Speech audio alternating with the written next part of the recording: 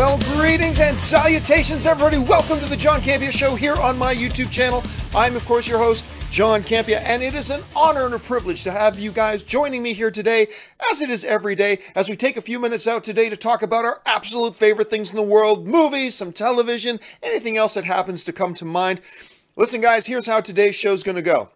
I have picked out 5 topics that you guys have sent in to me. Now, how do you send in a topic or a question for the John Campea Show? It's real simple. You simply email me anytime at john@thejohncampeashow.com. That's john@thejohncampeashow.com. Make sure you put that word topic in the subject line, or else I'm not going to see your email. Also, make sure, guys, to keep those emails to 90 words or less, or else even if I wanted to use them, I couldn't because it'd be too long and too big to fit on the screen. Now, that's going to be the first half of the show, those email topics, those major topics that you guys send in to me. After that, we're going to go to your live questions. And the main way to get a live question on this show, once we get to that part, is to use the super chat feature. I get through every single super chat that comes in. And if there's time near the end of the show and we're done with the super chats, I will go over to Twitter, take some live questions there. We haven't gotten to those in the last couple of shows, but who knows, maybe it'll happen today. So, anyway, this weekend was pretty spectacular. I got the chance to go to the Star Wars The Force Awakens premiere. I read my my initial reaction because we were allowed to give our social media reaction. So yesterday on the show, I put up my social media reaction that I gave, and I also read a bunch of other people's social media reaction. Safe to say, the media reaction, the social media reaction, is through the frickin' roof. I mean, people are loving this film, and I really, really love this film a lot. I have some issues from it. I put that in my tweet, so I have some issues with the movie, but overall, I'm on board with most everybody else. It's pretty spectacular. My full review for Star Wars The Last Jedi comes tomorrow morning at 9 a.m. Pacific Standard Time. That's when the embargo lifts, so my full review will go up then. It will be a non-spoiler review. My full spoiler review for Star Wars The Last Jedi, I will hold off on until Sunday. Why Sunday? Because I want to give as many of you an opportunity as possible to make sure you see the movie so that on Sunday we can do a live spoiler review and full open discussion amongst myself and you guys talking about the movie. So make sure you get out and see The Last Jedi either Thursday, Friday, or Saturday so you can join us on Sunday. Okay, with all of that out of the way, let's get to the first question of the day. And the first question today comes to us from one of my Patreon supporters, John Paul. And John Paul writes, this past weekend, there were 50th anniversary screenings for the classic movie Guess Who's Coming to Dinner. And earlier this year, there were 25th anniversary screenings for The Princess Bride. My question is, what movie released this year will we be looking back on as a classic? With so many great movies this year, which ones do you predict will stand the test of time? Well, first of all, let's go back to the first part. There are probably, because it is a much older film, it's understandable. There are probably a lot of you guys who have never seen Guess Who's Coming to Dinner. I remember about a year ago, me and a couple of friends were talking about like films that we consider not just the greatest films of all time, but films that were important films. And to me, I'm not saying it's the number 1 or number 2, but Guess Who's Coming to Dinner Guess Who's Coming to Dinner is not just a fabulous film, and it is a wonderful film. It's insightful, it's funny, it's heartfelt, it's all that kind of stuff. The way this movie is directed is incredible too, but I believe it's one of the most important films we ever had today. And a lot of movies have come out in recent years that are basically rip-offs or odes, if you will, to Guess Who's Coming to Dinner. Remember a couple of years ago, Guess Who? That movie came out. It was an ode to Guess Who's Coming to Dinner. I think if this movie came out today, it would be socially relevant. But think about the era that this movie came out in. Like, if it came out today, it's kind of a progressive, it's a challenging, it's a border-pushing kind of movie. This movie came out decades ago. And it's fabulous. You got Spencer Tracy, Sidney Poitier, Katharine Hepburn. I mean, this movie is nutty good. And I'm so glad you brought it up. And I did not get a chance. I wanted to get a chance to run out and see one of the 50th anniversary screenings. I think there's actually a little art house here in town that still might be showing. I got to get out and watch it on the big screen again. If you haven't seen Guess Who's Coming to Dinner, go see Guess Who's Coming to Dinner. Rent it. Do whatever you have to do. Watch it. It's fabulous. Anyway, then you're talking about Princess Bride. To me, one of the most hard. Princess Bride, I'm not saying it's a top 10 film of all time. I'm not saying that at all. But it is one of those films that once you watch it and experience, it forever holds a place in your heart.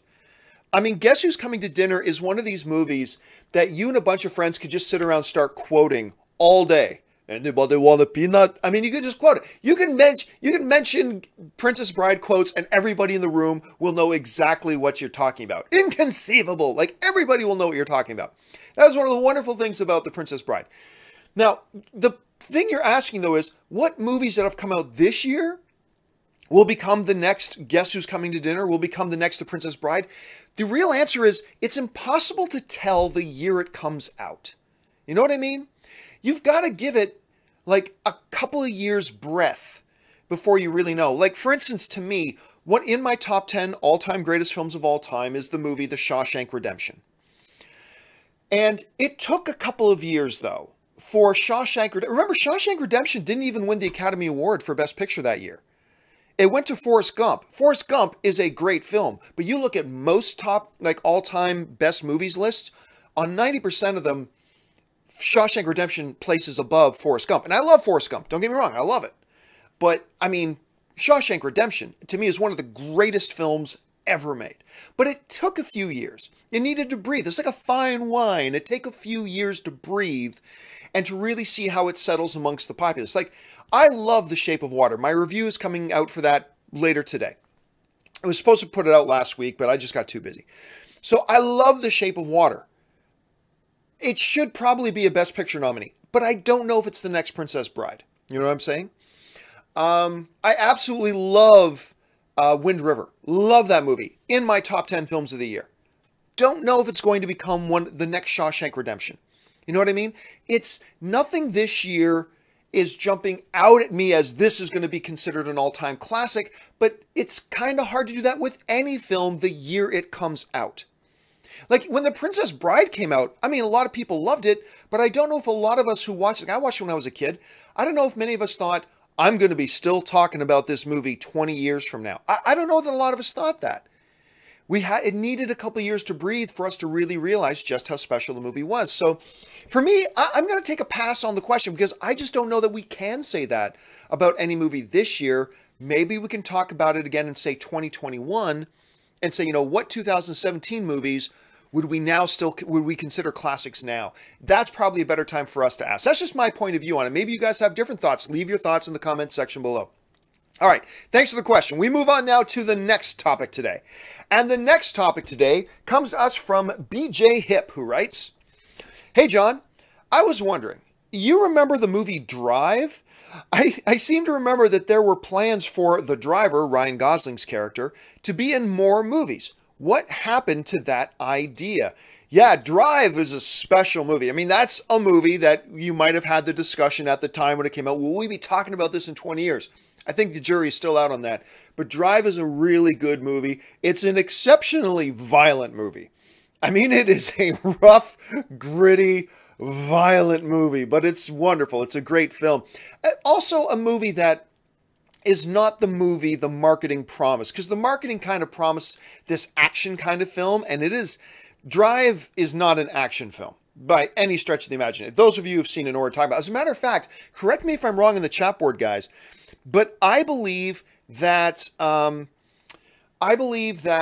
Drive was the movie that there was actually a woman in Michigan that filed a lawsuit against the studio because of how misleading the marketing campaign was. I think that was the movie. You guys can look that up and correct everybody, let everybody in the chat board know if that's right or not. But I think there was actually a lawsuit filed against the studio for a misleading thing. And I don't know if that lawsuit went anywhere or not. But I remember at the time, the director of the film said that Drive was actually, if you really look at it, it's a superhero origin story. And, you know, when he said that, at first, probably like everybody else, the first thought in my mind is, what a stupid thing to say. But then I stopped and thought about it. It's like, well, you know, depending on how you approach that film as an audience member, depending how you go into it and approach it, that's really actually not the stupidest thing in the world for the director to say. That in many ways, you could look at Drive as a hero origin story. You really could. And there, you're right, there was some talk about not just sequels, but having the driver have other films moving forward. What really got in its way is that Drive only made worldwide $75 million. Now, granted, Drive only cost $15 million to make, but Ryan Gosling's, his schedule is much tighter now. He's far more in demand. His price tag's gone up, all that kind of stuff. And really, the studio's looking at, we have this critically acclaimed film, Drive, and yet at the end of the day, it only made $75 million. Do we really want to start making a franchise out of that? And that held them back. So at this point, I don't think we're ever going to see a sequel to it again. So again, much like this is turning into a recommendation Monday, I guess. If you haven't seen Guess Who's Coming to Dinner, go watch Guess Who's Coming to Dinner. If you have not watched Drive, do yourself a favor and go watch Drive. You'll thank me that you did. All right, let's move on to this next topic. And this is a big one. This is a big one. And I'm glad somebody has brought this up. So let's get into this.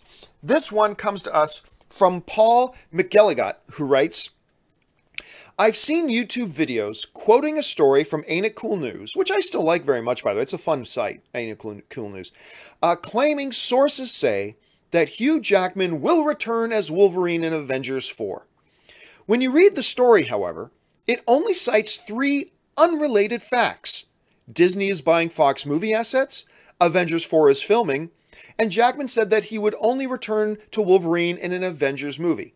No new statements from anyone involved, and the internet runs with it as if it is news. All right, let's get to this. I'm glad, Paul, that you brought this up. This is a big subject and one of the biggest misnomers out there in the film fan community today. There is this urban legend going around that you see it everywhere, and people just state as fact. Hugh Jackman said he'd come back to play Wolverine if it was in the MCU. It's been regurgitated and resaid so many times that it's just kind of been accepted as fact that, hey, at some point, somewhere, nobody knows where, Hugh Jackman said that he would come back and play Wolverine again if it was for an Avengers movie and for the MCU. So let's look at that for a second. Did Hugh Jackman ever actually say that? The answer, as you can tell from the title of this video, is no.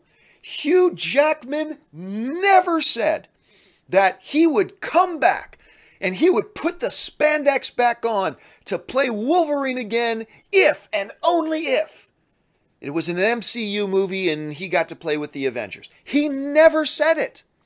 So where did this come from? It all comes from a magazine interview.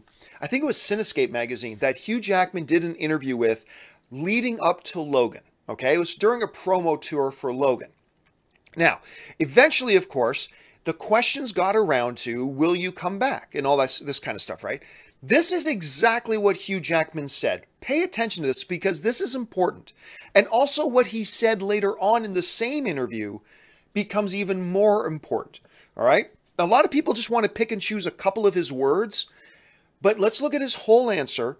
And then let's look at what he said later on in that exact same interview to give and shed some light and give some clarification to his first statement. Here's the question. He was asked, in a perfect world, film rights aside, if you were offered the chance to be in an Avengers movie, would you be on for that? Would you be excited for it? Okay, so there's the question. This is the question that all of this hubbubaloo, is that a word, hubbubaloo? Anyway, that all of this excitement is based on was this question. Would you come back? Would you be excited to be in Avengers? Here is what he actually said, all right? Hugh Jackman said, if that was on the table when I made my decision, it certainly would have made me pause, that's for sure, because I always loved the idea of him with that dynamic, with the Hulk, obviously, with Iron Man, but there's a lot of smarter people than MBAs who can't figure that out. You never know. Okay, pay close attention to what he said. He said, if the possibility of me being in the Avengers was on the table at the time that I was making my decision, it would have gave me pause. First of all, he says, if it was on the table when I was making my decision. It wasn't on the table when he was making his decision, and he made his decision. Also, he never said, if it was on the table when I made my decision, I would have done it. He doesn't say that either. He says, if the option was on the table when I made my decision, and it wasn't, so he made his decision, it would have given me pause. Not saying I would have done it. He says it would have given me pause. So the big thing here to me is he's saying that when he was approaching making his decision about being Wolverine, about ending his run as Wolverine, had that one option been there when he was making his decision, he would have thought about it. It would have given him pause. But it wasn't there when he made his decision, and he made his decision that Logan was it. Because a little bit later in the same interview, the interviewer comes back around to that and says directly to him, is this your last time as Logan? Hugh Jackman. Yeah. The interviewer, for sure, Hugh Jackman. This is it. So just in case anybody wasn't clear when Hugh Jackman said, hey, if it had been an option when I was making my decision, it would have given me pause, blah, blah, blah. So clearly he's saying, no, I'm not coming back to play Wolverine. It wasn't there when I made my decision. So just in case anybody wasn't crystal clear about what Hugh Jackman was saying, the interviewer comes back around to it again just to clarify. And again, so this is your last time as Logan. Hugh Jackman says, yeah, for sure, this is it. Hugh Jackman has never said that he would come back again as Wolverine to play Wolverine again if Wolverine was in the MCU. He has never said it. And yet, we've got a lot of people in the fan community, understandably, because they've heard it said. So many of us in the fan community have heard it repeated 1,000 times. Hugh Jackman said he'd come back if it was for Avengers. Hugh Jackman said he would be Wolverine again if it was in the MCU. We've heard it repeated so many times that it's understandable that a lot of people in the fan community just think that's a fact, that Hugh Jackman said that if Wolverine could be in the Avengers, he would come back and do it again. But he never, ever did. And even when he gave an answer that I think clearly showed that he said he was never coming back, but even if he gave an answer that maybe seemed a little vague, that, oh, well, wait a minute, by saying if the option was there when he was making his decision that maybe it would give him pause, in case you're vague about that at all, he reiterated, is this your last time as Logan? Yes, for sure, this is it. That's the fact. Those are the facts. Jackman never said he would come back to play Wolverine again. He never said he would come back to play again if it was for the MCU. He never said he would come back and play it again if it was in Avengers 4. And just to be clear, when the interviewer reiterated, so this is your last time? Yes, for sure, this is it. That's what he said. Now, it's important to point a couple things out here, though. Important thing to point out, number one, is that just because he said that this is it, he's done, that doesn't mean it's impossible that Hugh Jackman could decide to come back and play it again, right?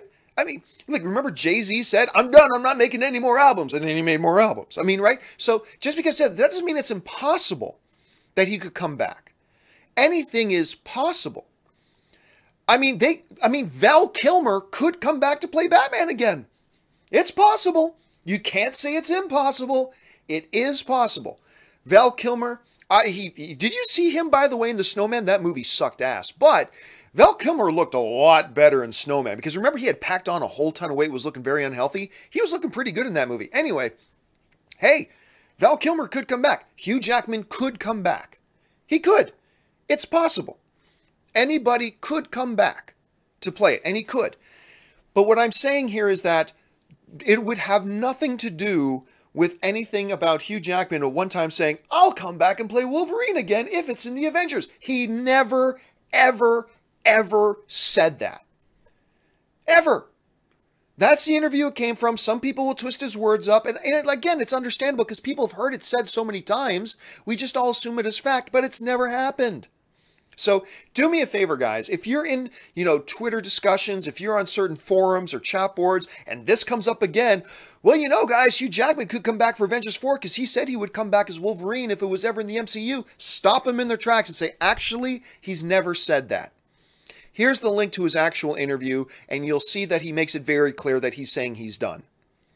Doesn't make it impossible that he comes back, but he never said that he would if it was in the Avengers. So let's get that clear. Let's make sure we spread the gospel of that wide and far to understand that he has never said. And by the way, here's the other thing. What would be the point, even if Hugh Jackman was willing to come back for one more film? What would be the point from Disney's point of view and from Marvel's point of view of putting him in the movie? What's the point?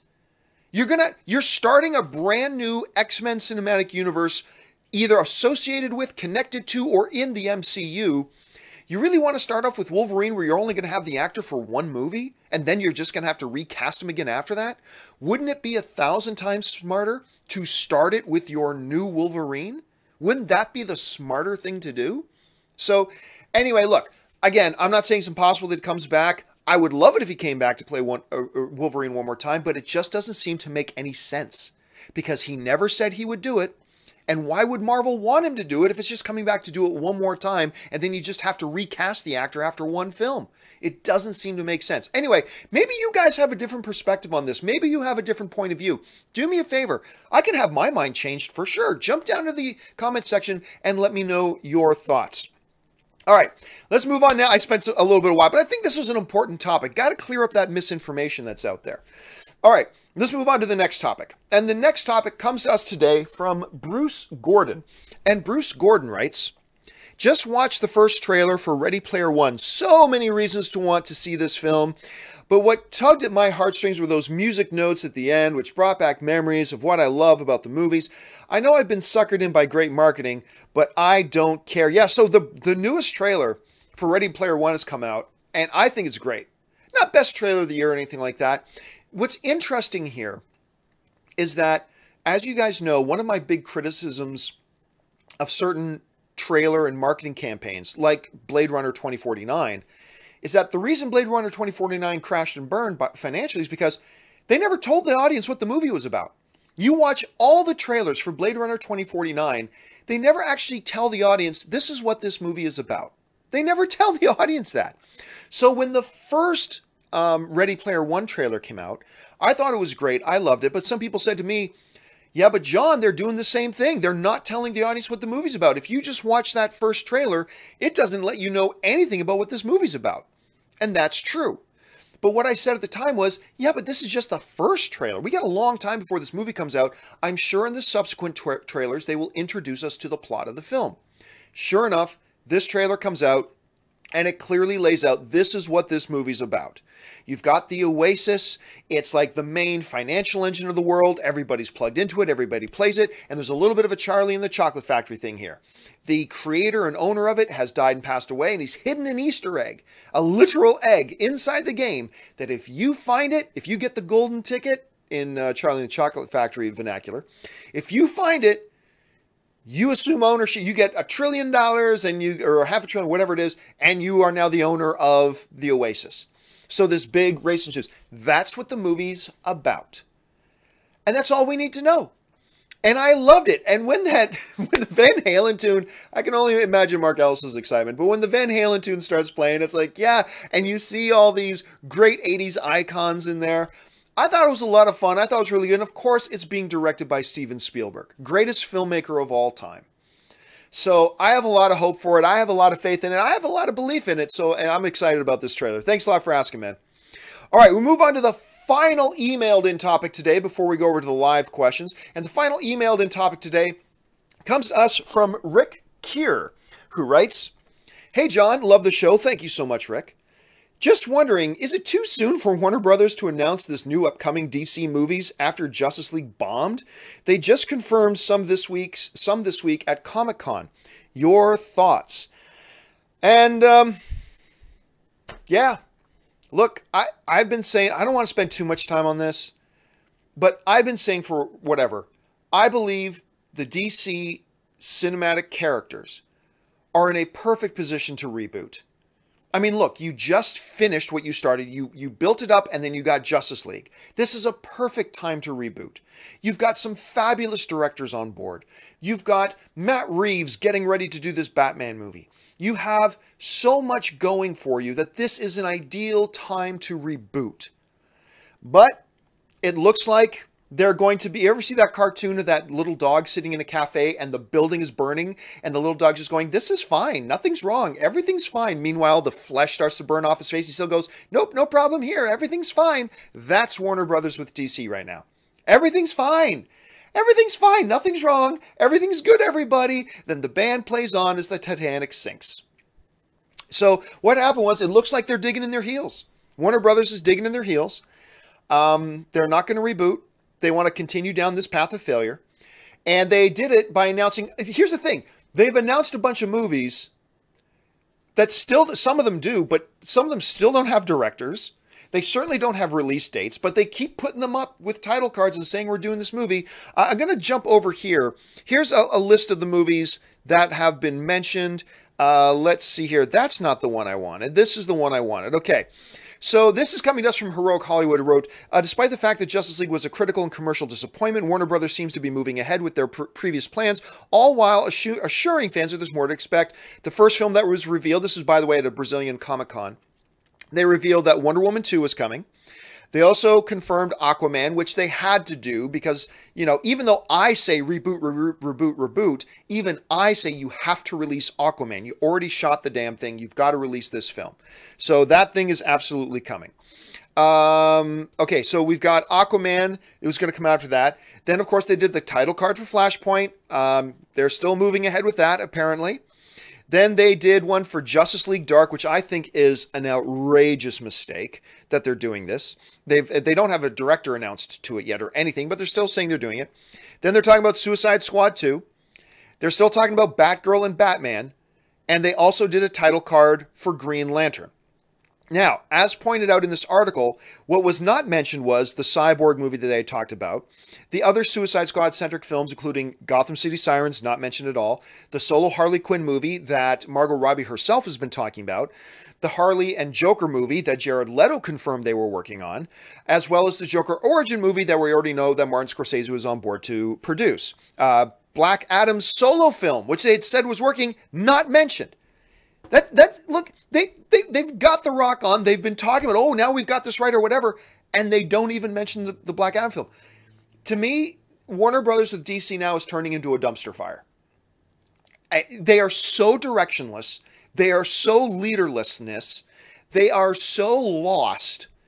And I don't think they have any idea what they're doing at this point. I think right now they're three blind men with blindfolds and earplugs in, just wandering around in a dark room going, what are we doing? Let's do this. Let's do this. Let's do this. It's just ridiculous. And nowhere in there is mentioned the most popular comic book character in the world, Superman. He's still not going to do Man of Steel 2, apparently. The most popular comic book character in the world, that. And you know what's funny? I still get some people who want to bring up to me that, no, John, Justice League, the DCEU is successful. Because look how much money the first group of films made. And I keep trying to say to them, look, you want to know how successful the first batch of Marvel movies was? Did it hit it with the audience? Did it make a place in the heart of the audience? That's how you measure the success. Did it make some money? Yes. Thank God it made them some money because they could have lost a fortune. But what you really want to look at, was it successful? You find out with the Avengers. The Avengers was the referendum on whether or not the first bunch of Marvel films were a success or not. Because everything about those first bunch of Marvel films were building up to the Avengers. So the Avengers was where we were going to see, is the audience really on board with what we're doing? Have they caught the vision? Have they fallen in love with it? Have they made a place in their hearts for this MCU? We'll find out when we do the Avengers. And we'll see if the audience comes out to support it. That's how we will tell. That is when we will find out if we were successful with those first bunch of Marvel movies or not. And what was the result? It broke the opening weekend box office record. It became one of the highest grossing movies of all time and easily the highest grossing comic book movie of all time. That was the result of the referendum on whether or not the MCU movies had been working up to the point that the Avengers came out. All right, now let's look at the DCEU. Everything about the DCEU has been building up to Justice League. Justice League was ultimately going to be the referendum on whether or not the first bunch of DCEU films had been successful or not. Did they find a place into the hearts of the audience? Did they get the audience on board with their vision? Was the audience for this DCEU? We were going to find out with Justice League. And what was the result of that referendum? What was the result of that? We're put it to the audience. Have you been on board? We're going to find out with Justice League. Movie didn't even make $100 million opening weekend. Forget $1 billion club. I don't even know that this movie's going to hit $650 million. This movie's going to end up making less than Doctor Strange. That was the result of the referendum. You have lost the audience. You lost them. How do you know? Look at Justice League. That's the result. Justice League is the result of your DCEU up to this point. That's what the audience thinks of your DCEU. Justice League was the referendum. I liked it. I saw the damn fucking movie 6 times. But guess what? Just because I like it doesn't mean I put on a blindfold and pretend like everything else doesn't exist. We've got to acknowledge it. We as fans have to acknowledge it. It failed. I liked it. I gave it a lot of my money. Yeah, 1 or 2 of them were press screenings I got to see for free. A lot of the other ones I paid my money so I could go watch it because I had fun with it. I think it's really fun. But the audience didn't. The result, the numbers are there. It's black and white. It failed. And what does Warner Brothers do? With Kevin Tsujihara, who is apparently undermining and sabotaging his own movies just so he can get a bigger bonus check. What do? Let's just keep moving forward. Whatever. Who cares that we have some of the greatest comic book characters of all time and who cares that maybe if we gave them another shot, gave them a reboot, we could get this thing going in the right direction? Who cares if we have a bigger chance of success at rebooting than just keep going? Just keep going. All of our tires are flat and the engine is pouring smoke out of the car. Doesn't matter. Just keep going. Just keep going. Can we at least move forward with Superman? Nah, do Justice League Dark with characters that none of the audience have heard of. Should we do? Nah, just keep going. No Justice League 2. Also, did you notice that? There's no Justice League 2 mentioned. To me, this is the height of incompetence. That Warner Brothers is just putting out, going, nah, everything's fine. Nothing's wrong. Let's just keep going. But the result of your DCEU just ended up with a tragic Justice League. Clearly, the audience has abandoned you. You have the best comic book characters. You have some great directors under contract. Why don't you just reboot and get this thing going in the right direction? Nah. Let's just keep going. But you're walking into a forest that's on fire. Maybe if you take that road, you end up in the Golden City where Las Vegas is. Nah. Let's just keep walking that way. I'm sure something good will happen. And look, I'm not saying something good couldn't happen. Of course it could. Like, hey, maybe Aquaman comes out and crushes it. It's not going to make that much money because people gave up on the DCU. But maybe it could be the first step in getting people back on board. And then maybe after Aquaman, we get Wonder Woman 2. And maybe Wonder Woman 2 crushes it. So now you have 2 in a row that crush it. And then maybe after Wonder Woman 2, you get Flashpoint. And maybe everybody loves Flashpoint. And maybe gradually you start to build up trust again with the audience. That is absolutely possible. However, I think your chances of success doing it that way are smaller than your chances of success if you just say, okay, audience, we listened to you. We're going to scrap what we were doing. We're going to start over again and head in a new direction. I just think their chances of success are larger because we have precedent in front of us of comic book heroes being rebooted and going on to great success. Could it work by just keep going the way they're going? It could. Yeah, it's possible. There is a chance. But it's a smaller chance than your chances of success if you just reboot it. Go with the higher percentage shot. Put yourself in a position where you have the greatest opportunity and chance to succeed, and that's rebooting. Because they lost. Look, you can deny that they've lost the audience all you want. Just go back and look at the Justice League numbers. Because that was the referendum on what the audience thinks of the DCU so far. That's it. Now, you may like the films. You know I like the films. But we cannot, as fans, just bury our heads in the sand and pretend everything's okay. Because it's not. The audience has abandoned this freaking cinematic universe. They voted on it by not going to see Justice League because they had given up on the DCEU. The answer is not, let's just keep walking in the direction we're going and maybe we'll fall into a pot of gold. That's not the answer. And the reason I get upset, it's first world problems. The reason I get upset about this is because I fucking love the DC universe.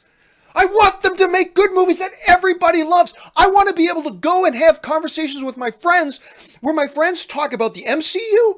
The way my friends talk about the MCU, they love it. It's wonderful and fantastic, and they're excited, and they love it. I want them to have that same love for the DC movies, but they can't because Kevin Tsujihara doesn't give a shit about whether he's making a good, successful cinematic universe or not, wants his big bonus checks, and doesn't want to reboot because that would make it look like we're admitting we did something wrong. Let's just keep going ahead. Fuck that. DC fans deserve a thriving, successful cinematic universe that the general public love just as much as they love the MCU. There is no reason in the world why we shouldn't have that. And I wouldn't give two shits if I didn't care. I care. I love the DC cinematic universe. They are my favorite comic book characters. You're damn right I care. If I didn't care, I'd just say whatever, the hell with it. But I get upset because I love this stuff. And I want them to succeed. And I want them to be great. I don't just want me to like the movies, because I like the movies. Mission accomplished. I like them. I want everybody else to love them. And you failed at doing that. That's okay. We all drop the ball. Start again. You've got great minds over there. You have some talented filmmakers on your roster. Start again. Give them the ball. Let them run with it. Give the DC fans the cinematic universe that they deserve. Not all this division, not all this divisive films that half the audience can't even decide if they want to come back and watch this stuff. They deserve better than that. Anyway, sorry, I'm ranting. Movies, man. It's just the movies. Sorry, I get worked up on it. Anyway, I'm sure you guys have your thoughts and opinions on that as well. Jump down to the comment section and leave me your thoughts. Again, I apologize. I get really worked up about this stuff just because I love this stuff, man. I love this stuff. First world problems for sure, absolutely. But I love movies and I love the DC characters. And I just want to talk to my friends and go into like coffee shops and the places I hang out. And when I see groups of people talking excitedly about the MCU and things like that, I just want to see that with the DCEU too. I just want to see people being excited about DC characters being on the big screen. What kind of stupid world do we live in where people aren't going out to watch a movie with Batman and Superman in it? What kind of world is that? Anyway, okay, sorry, I'm done. Whatever. Hey, listen, guys, it's now time for me, as I start to lose my voice, it's now time for me to go on to the part of the show where we take live questions, talking about the stuff that you guys want to talk about who are watching live. Again, the main way, I've gone a little bit late, so clearly we're just going to get to the super chat stuff. Do me a favor, guys. I'm looking at the super chat right now, and there's a whole hell of a lot of questions in there already. So please, as of right now, do not send in any more super chats. Please do not send in any more super chats. There's already a ton of them there, and I want to make sure I get to all of them. Now, before we get to that, it is that part of the show for me to do my commercial break, my 1-minute commercial break, where I do my admittedly shameless plug for the one thing that keeps the lights on around here, my Patreon supporters, my Patreon campaign. So here, check this out. I'll be back in just 1 minute. For those of you who have followed me for any period of time, you guys know that I made the decision recently to leave the corporate overlords. I no longer wanted to work for corporations. I wanted to be an independent content creator. And the only way I've been able to do that is by the support of my Patreon supporters. So what I would like to do is to ask you guys who watch my shows, who spend any amount of time with me every single month, to consider going over to www.patreon.com/John Campea. There you'll get all the information about what exactly does it mean to be a Patreon supporter of mine? What does being a Patreon supporter do for helping to make sure that shows like this one and all the other shows I do here on my channel can actually be produced? And on top of that, what benefits are there to being a Patreon supporter? And maybe if you guys can check that out, if you decide you want to be one of my Patreon supporters, that would be awesome. And if you don't, that's perfectly fine too. I'm just happy that you guys have decided to be here today and be a fellow movie fan and join us in the conversation. So go and check out the website, see if you want to become a Patreon supporter. And now let's get back. All right, guys, special thank you to all of you guys who are already Patreon supporters of mine. You are literally the reason these shows even exist. And guys, you know, some of the benefits of being a Patreon supporter, we do the audio-only podcasts of this show and, you know, Weekly Hero and Star Wars Talk Tuesday. We make an audio-only podcast available to our Patreon supporters. We do a John Campea after show. A few minutes after the show is done, we jump on our Facebook group and we do like a 10-15 minute breakdown where we go a little bit deeper into the topics. So yeah, check out the Patreon page if you want to be a part of it. Awesome. And if not, that's totally cool too. I'm just glad you're here and being a part of the show. Still trying to calm down a bit. I'm still flush. Anyway. All right, guys, let's move into the first comment, whatever comes in today. This is from you guys who are the live viewers. Serenity Jane just sent in a super chat for doing it. Thank you so much, Serenity Jane. I appreciate that. Sam Fisher writes, you show up in this video by Arm Comics about the Disney Fox deal. Do me a favor, Sam, put in a link to where that is, because I'm not quite sure which video you're talking about. Put a link in the general chat so I can find that as well. Thanks for bringing my attention to that. Micah the Vanayagagum, I'm sure I'm butchering your name, Micah, just put in a super chat. Thank you so much, Micah. Sam Fisher writes, do you think, or what do you think of the slate of movies DC announced at the Brazilian Comic-Con? Personally, I'm excited for Justice League Dark. I just worry that they won't choose a fantasy director. Well, remember, a good storyteller is a good storyteller. You don't have to get a director that's already done that genre. Kevin Feige once told me when I was talking to him about James Gunn, it's like, James Gunn has never done a big budget film before, yet you got him to do Guardians of the Galaxy. And Kevin Feige, you've heard me say this before, but Kevin Feige said to me, it's because a good storyteller is a good storyteller. Brilliant. That was a brilliant answer. So don't worry about it needing to be a fantasy director. Just get a good storyteller. Someone who's good at telling stories, regardless of the genre, and see what they can do with it. I think you'd be okay. I'm not on board for Justice League Dark movie. I think that if they do make that movie, it's going to completely crash and burn. But, I mean, hey, here's hoping. Maybe it'll work out okay. Stephen Rowley writes, as someone who's in business and just made a huge deal, winning does solve everything. Keep it up, brother. Yeah, I was talking about that the other day. That's one of my favorite sayings. It's an old sports cliche. I did not make it up. The old sports cliche, winning solves everything. All you got to do is win. And, you know, and that came up when somebody was asking me about, hey, you know, why do you think rebooting will do it? Because you reboot and you start off with a great film. Winning cures everything. Everybody else will forget about everything else and we'll be right back on board. At least that's what I think would happen. Thanks a lot for the question, man. This next one comes to us from Antonio De Grandis, who writes, hey, John, I think Warner Brothers is in a prime position to reboot the DCEU. Warner Brothers already has a good director in Matt, with Patty under contract for another Wonder Woman film. If they can get her on board with the reboot, see, that's my point exactly. Warner Brothers, it's not just a good idea to reboot. Warner Brothers is in a great position to reboot right now. Like, yes, you know me, I think when you reboot something, you should get rid of the cast and bring in a whole new cast. But you don't have to do that with directors. Patty Jenkins is a magnificent director. You got her there. You got her under contract.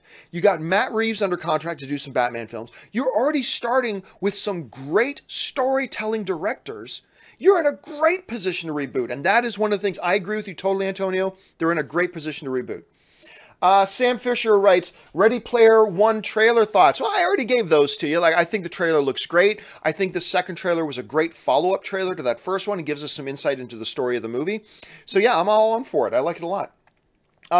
Antonio De Grandis also puts in another one. He says, as a DC fan, I feel that Warner Brothers is not learning from their mistakes. It frustrates me because I think they will fail to turn things around if they don't reboot. Good thing I at least have Star Wars. And yeah, I don't know what they're thinking is going to happen. Like, if nobody came out to see, in relative terms, if nobody came out to see Justice League, what makes them think they're going to come out to watch Justice League Dark? Seriously, what's your rationale there? People didn't come out to watch Batman and Superman and Wonder Woman and Cyborg and Flash, and they didn't come out to watch that. What makes you think if you just keep going and do a Justice League Dark that more people are going to come out? I do not understand the rationale behind that. I do not understand their thinking pattern on this. This next one comes to us from Manuel Fernandez, who writes, I know you don't like getting political on your channel, so as a simple yes or no, would the net neutrality vote drastically impact your channel or Screen Junkies Collider or other similar channels? I'm not really sure. Look, this net neutrality is not a political issue. It is an all of us issue. Net neutrality is absolutely vital. We are heading for an era where your local cable company can decide what content you can easily or not easily watch. That's what we're heading towards. And it's vital that net neutrality get made. And maybe if it passes, hopefully enough of us will be smart enough to vote out the people who enabled it to go through, for them to defeat net neutrality. If our government doesn't stop, right, or doesn't protect net neutrality and it gets wiped away, then the next election, you need to get rid of those elected officials. You need to get rid of them and get in people who are going to put it back in place and keep the internet a free and open source for everybody equally. That's how vital it is to us as a society. So that's my belief on that. If you have a different belief, I'm not trying to tell you what to believe. I'm just telling you my thoughts on it. All right. Next question comes to us from Ben Rayner. Over or under 45% that Hugh Jackman appears as Hugh Jackman, makes a cameo or small scene in Deadpool 2. Happy Monday. I'm going to take the over. I'm going to take the over on that. I think Hugh Jackman does make a cameo appearance in Deadpool 2. I've got nothing to back that up with. That's just my feeling on it. I think he will appear as Hugh Jackman. I don't think he'll appear in the spandex and the outfit, and that's possible too. But I do think he'll make a cameo in that movie. And I think it's going to be one of the greatest things, one of the greatest moments in cinematic history if Hugh Jackman does appear in a cameo in Deadpool 2. All right. Alex Gerber writes, could we still see Fox intro and fanfare if it becomes a subdivision similar to Pixar and having its original intro, love everything you do? No, because Fox, it's not going to happen because Fox is still going to exist. And Fox is their IP. That is their identity. So if Disney comes in and buys a division, you cannot still have Fox in there. You can't have any of that. So, I mean, look, could they buy the rights to the music? Like, forget Fox, forget the words 20th Century Fox, forget all that. If you could just, could you still just have the vrum-bum, vrum-bum, vrum-bum? Could you do that? Maybe, I guess. But that's a little bit of a different scenario than what we're talking about. So remember, Fox is still going to be a thing. And the name Fox still belongs to Fox. It won't suddenly go over to Disney. Calvin Cervero Pano writes, John, longtime fan here. Do you think that it's possible that if the Rian Johnson trilogy is set too far away from the saga, the public will not be interested? Sorry for the bad English. No, I think they'll be on board. Look, will a non-saga Star Wars movie automatically make $2 billion at the box office? No. But will it make $800 million? Will it make $1 billion? Yes. I still think it'll do that, especially if the first one's really good. Then the numbers just keep going up and up and up. So a Star Wars film, just by nature of it being a Star Wars film, I think gives it high potential to join the $1 billion club. $2 billion? No, but maybe a little bit further on in the series it could. Thanks a lot for the question, Calvin. Next one comes to us from Chris Miner, who writes, best Jim Carrey comedic and dramatic role. Best comedic role, I believe, still his first Ace Ventura movie. Best dramatic role, probably I Love You, Philip Morris. I know a lot of people say Eternal Sunshine of the Spotless Mind, and that may be the better film. I just think his performance in I Love You, Philip Morris was amazing. Andrew Gifford writes, Jackman should pass the torch. That's the best way to honor his legacy as Wolverine, and Jackman already has passed the torch. I mean, he's done. He's retired. He's gone. He doesn't have to be on screen to appoint a new Wolverine. He just maybe, you know, all he has to do is put out a tweet when they announce who the new Wolverine's going to be. He's just got to put out a tweet. I can't wait to see what Rob Lowe, I'm just making up a name. If Rob Lowe gets announced as the new Wolverine, all Hugh Jackman has to do is jump on there and say, I can't wait to see what Rob Lowe does as Wolverine. And that will be passing the torch. I think that'll do it. Phil Lee writes, is Jesus too taboo for fictional stories? We see God and Lucifer in Supernatural, Devil's Advocate, and other horror or comedy movies, but no Jesus. Actually, that's not true. What's the new one? American Gods. Jesus is in American Gods.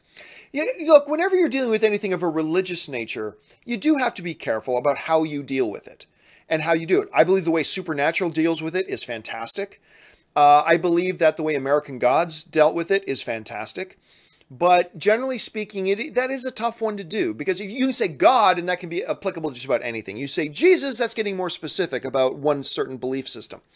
And again, look, I have a belief system, And my belief system includes God and includes Jesus and all that kind of stuff. But we're talking about the movie world and making movies.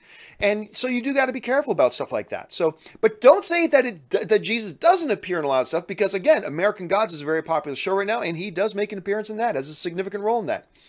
All right, next one comes to us from Jordan Cruz.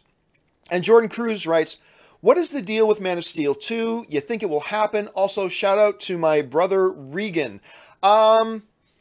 I mean, at this point, it doesn't look like it's going to happen. I don't know why, unless they surprise us with some announcement next week. And, you know, who knows where that'll go. But look, really conspicuous by its absence from that list of films is Man of Steel. Very conspicuous by its absence. So we'll just have to wait and see. Manuel Fernandez writes in, favorite Hayao Miyazaki movies. Mine are Spirited Away, Kiki's Deliverance Service, and My Neighbor Totoro. Spirited Away has always been my favorite. I know that's a little bit of a cop-out thing to say, but to me, the movie's just magical. It's not quite on the level of Princess Bride with me, but it's in that neighborhood. You know what I'm saying? So my favorite Miyazaki movie is Spirited Away. Thank you so much for asking. Ben Rayner writes, Happy Star Wars Week. How come being the 40th anniversary of Star Wars, how come they didn't re-release that in theaters? Star Wars prints money and Disney would be silly not to. They did that before. They did a little experiment with that before. And it did okay, but it didn't quite work out the way they wanted it to. Plus, re-releases of movies in theaters lately have not been doing great. So I kind of think, and I have nothing to back this up on, this is just my thought on this.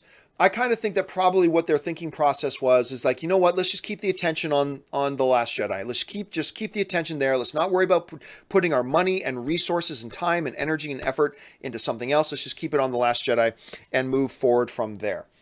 All right, this next one comes to us from Chris Warden, who writes, Hey John, greetings from here in Victoria, British Columbia. I love Victoria, British Columbia. Thoughts on Georges St-Pierre vacating the UFC middleweight title? Also, go Leafs go. I have not heard that yet. Are you saying he did vacate it, or that he's planning on vacating it? I always thought he would vacate it and drop back down to welterweight to go and take that title again. But if he has, I would have to look at that. I haven't heard about that yet, so I'll keep my eyes open for that.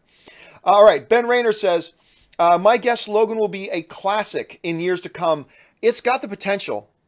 To me, it's one of the 10 best comic book movies ever made. It's easily, to me, the best comic book movie made this year. No questions asked. Nothing comes close to it. Homecoming doesn't come close to it. Wonder Woman doesn't come close to it. Thor Ragnarok doesn't come close to it. Logan is by far and away the best comic book movie of the year. Michael Mauricio writes, thoughts on Shape of Water, yay or nay, Oscars? Well, I'm going to be putting up my review for The Shape of Water a little bit later. I will tell you that I liked it very much. How much? We'll find out in my review a little bit later today. Thanks for writing that in. Freddie K83 writes, Hey John, curious to know your perspective on this. When Obi-Wan and Yoda die, they disappear.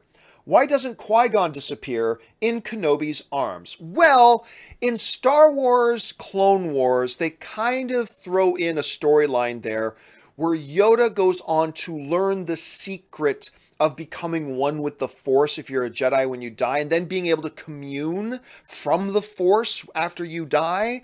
And that wasn't something yet mastered by Qui-Gon Jinn.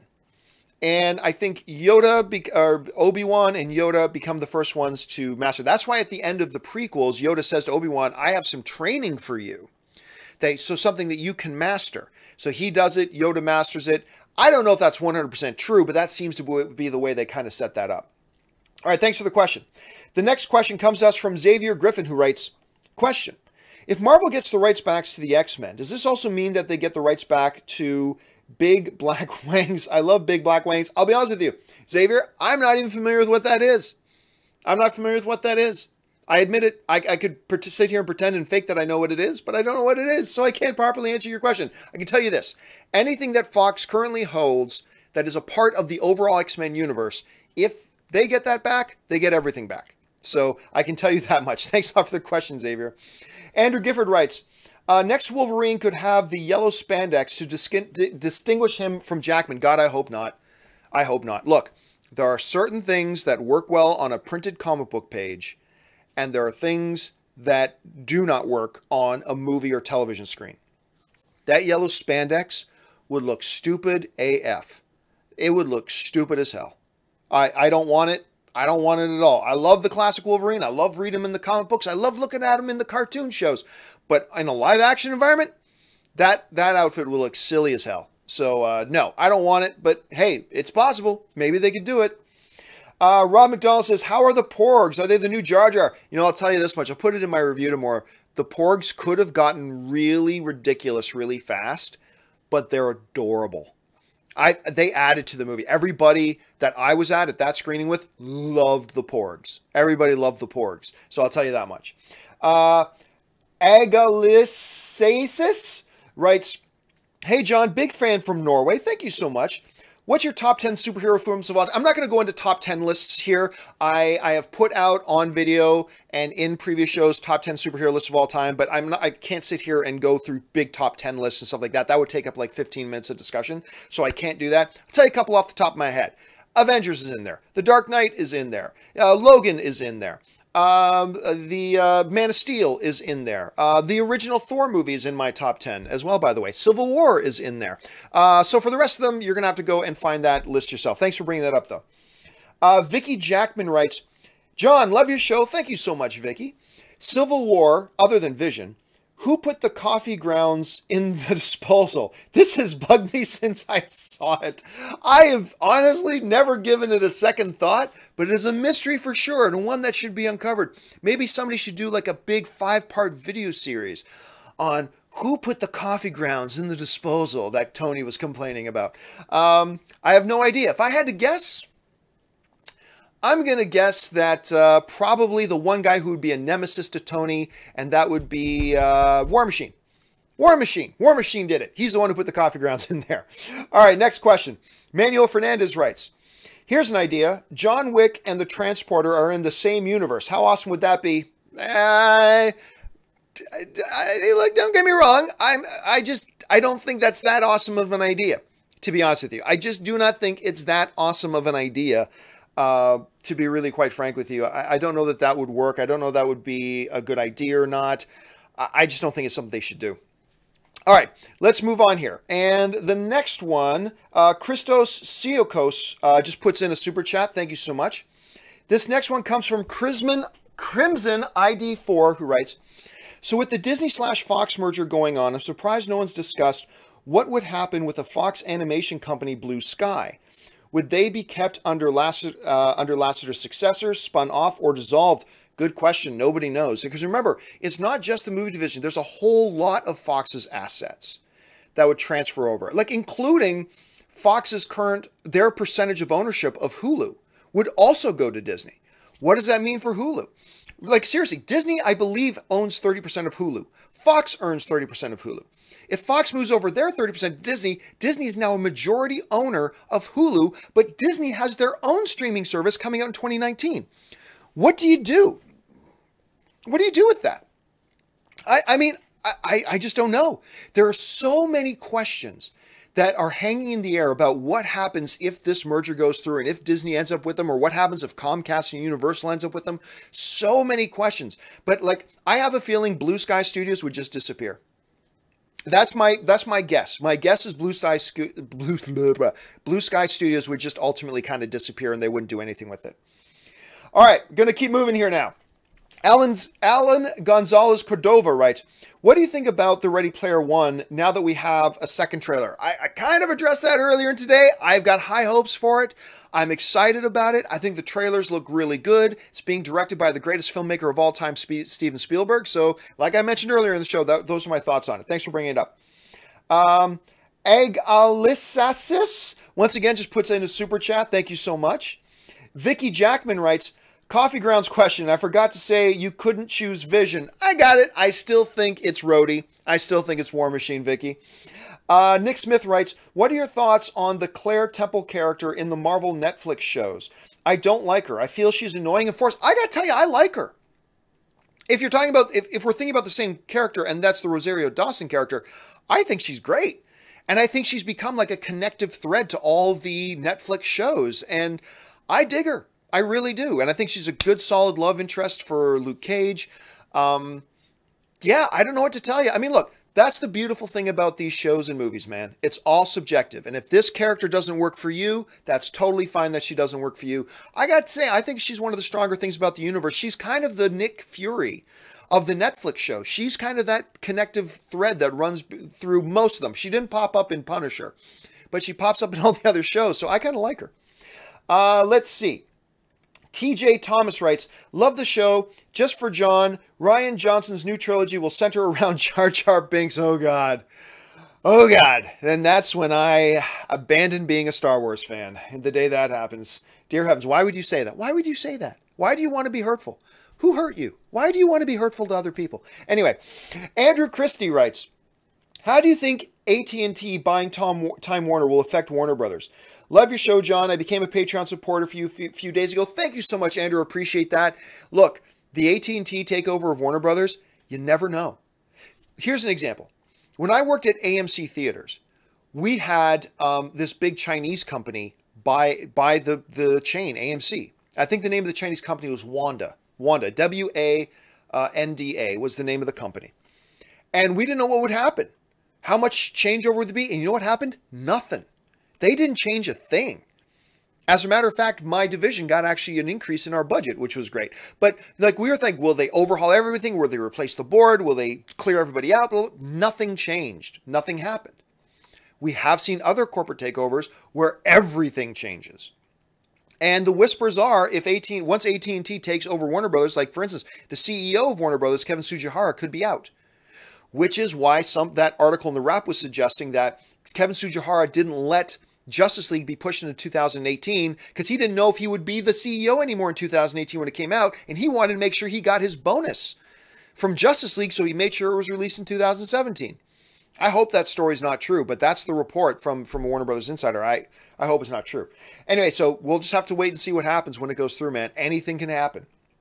Let's go. Manuel Fernandez writes, sorry for all the questions I tend to ask a lot. Have you ever seen Mythbusters? It's my favorite educational series. I have only seen 1 or 2 episodes of Mythbusters. But I know a lot of people who loved that show. Loved it when it was on.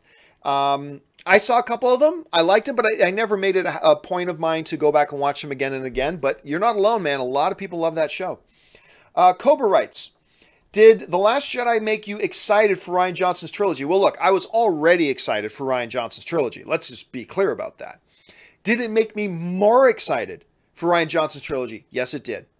Yes, it did. Again, I don't want to go into too much. There's a review embargo. My review goes up tomorrow morning at 9 a.m., but I will say it made me even more excited for Rian Johnson's trilogy. Crimson ID4 writes, are there any perks at the $100 Pat Campea level? You know what? That's one of my Patreons. That was meant to be a joke, the Pat Campea support level. Pat Campea is my father.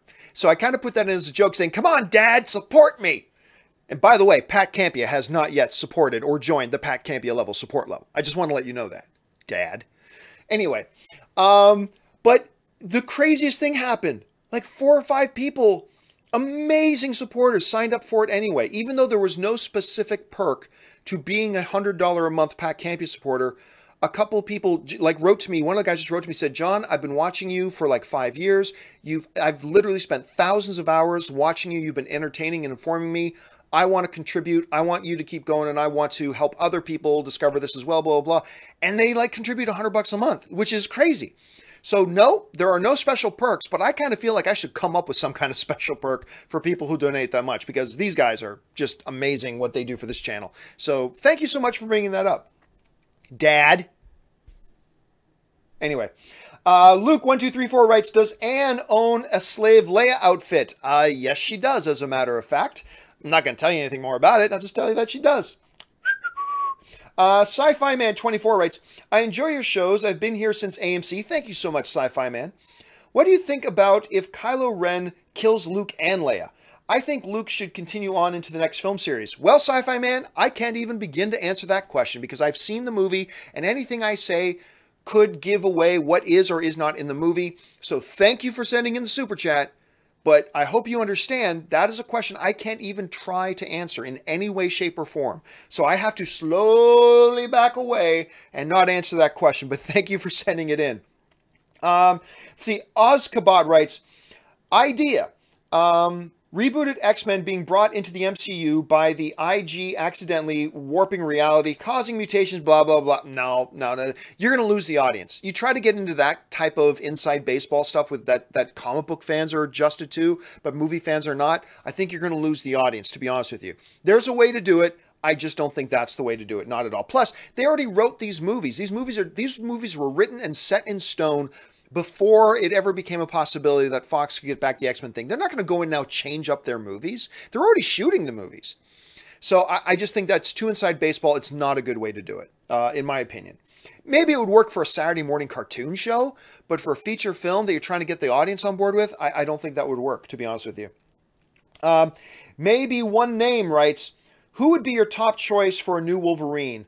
And when do you think we would actually see a new Wolverine? Well, maybe One Name, as I say to every question when somebody asks me, which actor should play this role? My answer is always the same. I don't care. As long as it's a talented actor. That's all I care about. As long as it's a talented actor. That's the big thing to me. That's the only thing that's important to me. As to when do I think we'll see it, really all depends on how quickly this Disney or Comcast deal goes through. If it goes through rather quickly, I don't think Marvel would want to rush an announcement or rush into picking a new person. It could be like up to a year, but I wouldn't suspect it would be any more than 1 year. All right, thanks a lot for the question, man. The Dan E. Mantrain writes, live action Batman show with a dark tone. Thoughts? Warner Brothers will never do it. Never do it. At least as things stand right now, because they are just too hyper protective. The Batman IP is too valuable. You cannot risk putting that in a television show. It can literally make you billions over the course of a couple of years in theaters. You do not take a risk with it in a television show. That's why we're never going to see young Bruce Wayne become Batman in the Gotham show. We're not going to see that. They're very, very protective. And no matter how much CW and Arrow tease, like talk about Bruce Wayne over in Gotham, no matter how much they talk about that, you're not going to see him in those shows. And then again, I thought they never do that with Superman either, and they decided to put Superman and Supergirl just to make Superman Supergirl's bitch, which I thought was horrible.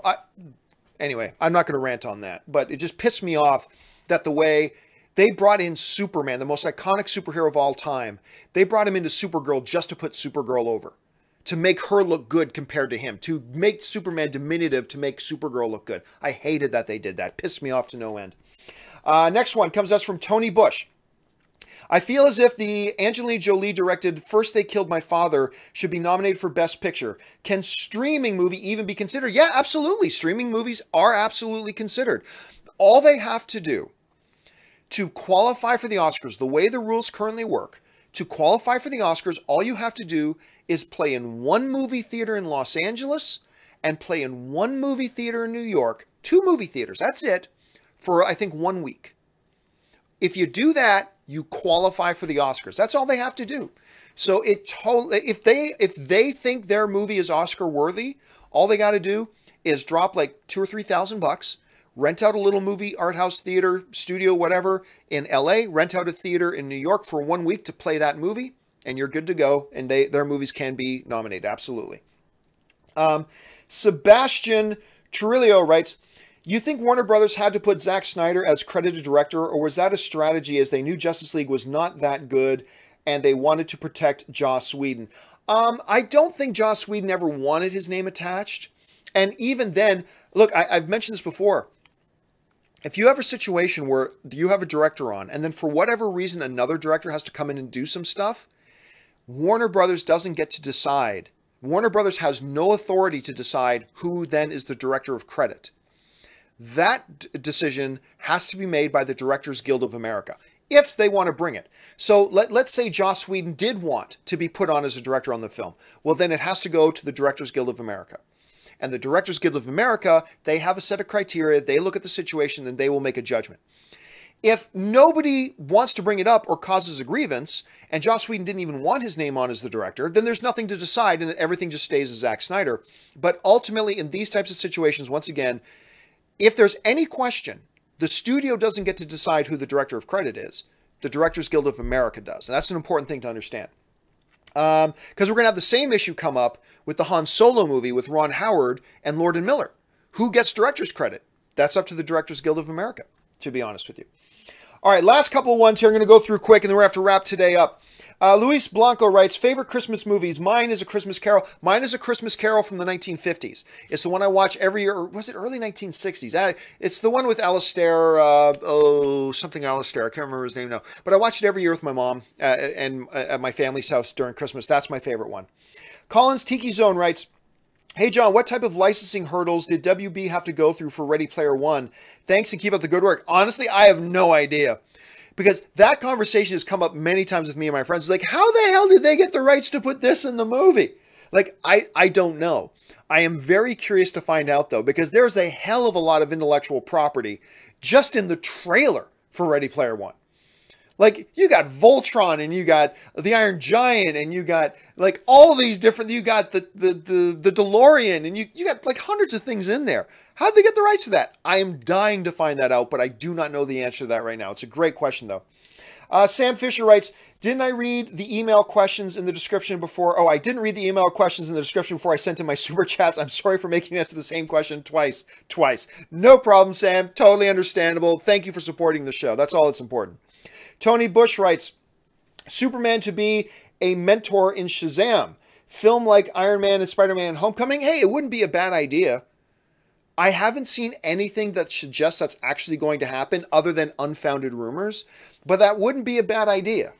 I mean, if you're going to continue the dumpster fire and just keep going with the DC Cinematic Universe the way it is, Shazam has some possibilities, and bringing in Henry Cavill as Superman to be a mentor? Hey, if that's the way you're going to go, then bringing Henry Cavill in as Superman to be a mentor to Shazam could be pretty cool. That could be pretty cool. I'd be on board for that.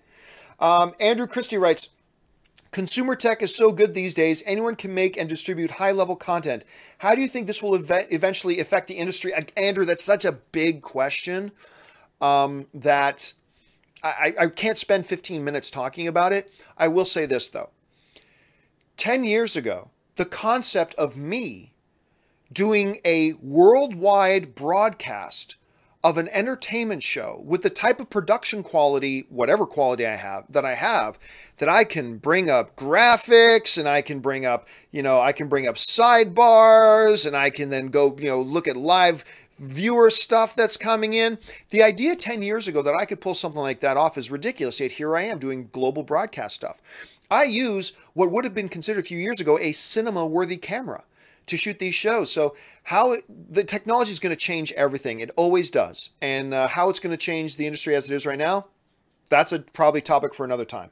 Thanks a lot for sending in the question, though. All right. Guys, you know what? I'm seeing a bunch of these chats came in. I'm looking at the timestamp. A bunch of these came in after I said, please don't send in any more super chats. So I'm going to have to cut this thing off. And what I will do is I will get to these super chats. I will do a second video. You know what? I'm going to take the super chats that are in here right now, and I will do a second video. But again, I can tell by the timestamps that these are questions you guys sent in after I said don't send in any more super chats. So I will do a separate video, but it's time for me now to shut this one down. We've gone almost an hour and 15 minutes, so we're going to have to call this one a day, guys. Hey, listen, guys, thank you so much for joining me here today. Jump down into the comments section. Leave your thoughts on any of the topics that we discussed here today. And by the way, we've got over 100,000 subscribers on this channel now, but there's always room for more. Make sure you click on that subscription button, become a subscriber to my YouTube channel, click the thumbs up button, and remember, when you're in the chat board below and leaving your thoughts and ideas and your opinions, and you get into some great debates with people, remember, those people that you disagree with, they're fellow film fans. Let's treat each other as fellow film fans and have some great, wonderful, passionate, but respectful debates all at the same time. That'll do it for me, guys. Thanks so much for joining me. My name's John Campea, and until the next time, bye-bye.